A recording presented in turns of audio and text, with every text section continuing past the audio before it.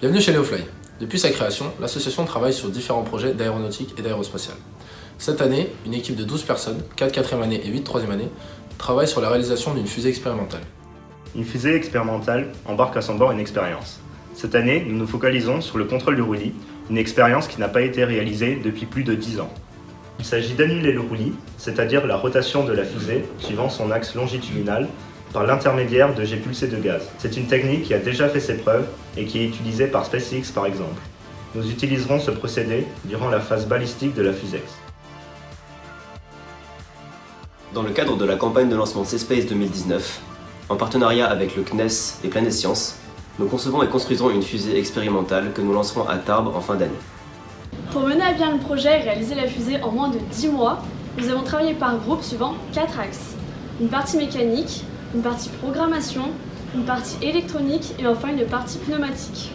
Au commencement du projet, la partie mécanique consistait en la conception, sur papier, des premières grandeurs et caractéristiques de la fusée, vient ensuite la conception sous CATIA V5 des différents éléments de cette dernière.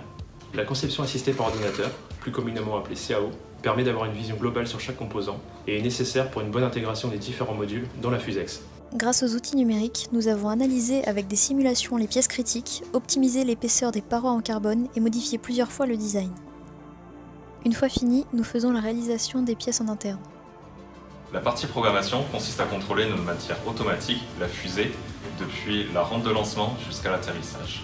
Il faut contrôler l'ouverture des électrovannes selon le taux de rotation en temps réel. Concernant la partie électronique, elle se compose d'un module permettant de contrôler l'éjection de l'ogive puis du parachute, ce qui nous permettra de récupérer le lanceur.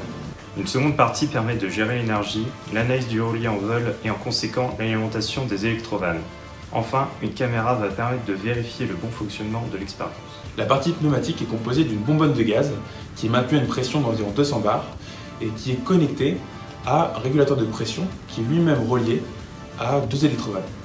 L'air tenu sous pression sort par 2 orifices orthoradiaux pour annuler le roulis dans le sens horaire ou anti-horaire. Nous avons une fusée avec des phases de vol automatisées et asservies en roulis. Et donc, on se retrouve en juillet pour le décollage.